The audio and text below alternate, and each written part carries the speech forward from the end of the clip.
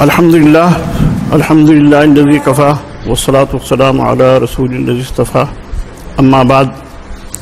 میرے 30 سال پرانے دوست مولانا عبدالمتین منیری صاحب، اور جو بہت صاحب علم ہیں اور مجھے ان کی صلاحیتوں کا شاید اتنا ادراک بھی نہ ہو، جو لوگ مجھے بتاتے رہتے ہیں. ہمارے دوست رفیق احمد شاد اکولوی، 25 سالہ ہمارا ان سے دوستانہ تعلق ہے، اور جب میں پہلی بار قطر گیا تھا 25 سال پہلے تو میرے اعزاز میں انہوں نے اچھا مشاعرہ منعقد کیا تھا. اور ہمارے مولانا حسان صاحب، یہ ہمارے جو استاذ تھے، مولانا عرفان خان صاحب، اللہ تعالیٰ ان کو غریق رحمت کرے، جنت میں بلند درجات عطا فرمائے. تو وہ ہمارے استاد رہے. ان کی ایک تقریر ہوئی تھی ندوے کے ہال میں، تو مجھے وہ منظر اب بھی یاد ہے جب میں بھی رو رہا تھا اور یونیورسٹی کے بہت سارے طلبہ رو رہے تھے پورے ہال میں، جیسے مکھیاں بن بنانی، وہ جو آواز ہوتی نا اس طرح سے. ہاں، تو ہمارے محمد حسین صاحب جو ہیں ندوی، یہ ہمارے دور کے ندوے میں پڑھتے تھے.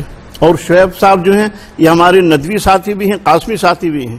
یہ جب دارالعلوم پڑھتے تھے تو ہماری بہت ملاقاتیں ہوتی تھی. میں دارالعلوم دیوبند جاتا تھا حضرت مولانا قاری صاحب کے ہاں، تو یہ میرے میزبان ہوتے تھے.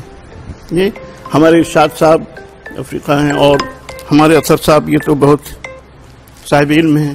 تو میں ان سب کا، عمیر صدیق صاحب، یہ ظاہر ہے کہ ہندوستان کے جو چند مصنفین ہیں اور اصحاب قلم ہیں ان میں آپ کا شمار ہوتا ہے. تو اس نسبت سے آپ سب لوگوں سے ملاقات ہو گئی. الحمدللہ عبداللہ دامدہ صاحب اور دوسرے تمام منتظمین. میں ایک دو بات کہے کہ کیونکہ میں بھی مصروف ہوں اور ان تمام ساتھیوں کا بھی گویا کہ سفر ہے. یہ جو آپ نے پھول نکالا نا، اور اس کی مہک اب کئی صوبوں میں محسوس ہو رہی، ہندوستان سے باہر بھی میں نے اس کو دیکھا، تو اس کا آغاز بہت اچھا ہے الحمدللہ. تو اس سے اندازہ کیا جا سکتا ہے کہ یہ بچوں کی تربیت میں ایک اہم رول ادا کرے گا. اور آج کی سب سے بڑی ضرورت ہے بچوں کی تربیت ہو.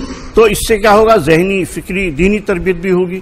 اور آپ مختلف مقابلے بھی کراتے ہیں، کہانیوں کے بھی مقابلے کرائیں گے، لطیفوں کے بھی مقابلے کرائیے، ہے نا، ان کے ذوق کے مطابق. ان سے کسی بھی موضوع پہ تحریر لکھوائیے. ایسا بھی آزاد مقابلہ ہو کہ کسی اپنے پسندیدہ موضوع پر آپ لکھیے، تو بچوں میں لکھنے کا شوق پیدا ہوگا. اور اس عمر میں بچوں کا جو مزاج بن جاتا ہے، جو عادت بن جاتی ہے، جو صلاحیتیں نکھرتی ہیں، اس کے اندر ذوق پیدا ہو جاتا ہے. وہ ذوق زندگی بھر اس کو چھوڑتا نہیں، پیچھے پڑا رہتا ہے. ہم لوگوں نے بھی جو لکھنے کی اور بولنے کی مشق کی ہے، سب ندوے میں کی اسی عمر میں. تو اس سے بڑا فائدہ ہوتا ہے. میں بھی اچھا ساتھی نکال رہا ہوں. 25 سال سے مجھے تجربات ہیں کہ بہت سارے نشیب و فراز آئیں گے. آپ کے پاس فرمودہ وسائل بہت ہیں.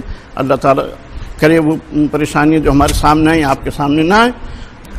ہمارے ایک دوست ہیں ڈاکٹر محمد احمد صاحب، جو کانتی کے ایڈیٹر ہیں ہندی میں، اور غیر مسلم بہت کام کرتے ہیں. تو میں بیمار ہوا تو میں ان کے پاس گیا، پہلی دفعہ ملاقات کے لیے گیا تو مریض کی حیثیت سے. تو میں کہا ڈاکٹر صاحب سراج الدین ندوی میں ہوں، آپ جانتے ہیں. ارے آپ کی وجہ سے تو ایک غیر مسلم مسلمان ہو گیا، کہ اس نے کہا تھا ہم سے کہ اردو سکھائیے. میں نے اسے تھوڑی سی اردو سکھائی، پھر آپ کا اچھا ساتھی میں نے لگا دیا. اور وہ اچھا ساتھی پڑھتا رہا. اس کے بعد مضامین سے اتنا متاثر ہوا کہ اس کا فون آ گیا کہ میں نے اسلام قبول کر لیا ہے اچھا ساتھی کی وجہ سے. تو اس پرچے کے ایسے مجھے نہیں معلوم تھا. مجھے ان سے ملاقات کی پچھلے سال جب میں بیمار ہوا تو پتہ چلا اس کے بہت اثرات ہوتے ہیں.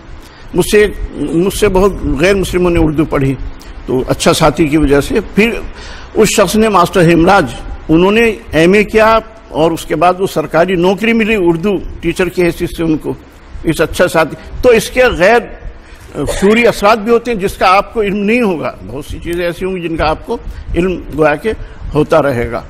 تو میں زیادہ باتیں کرنے کی پوزیشن میں بھی نہیں ہوں.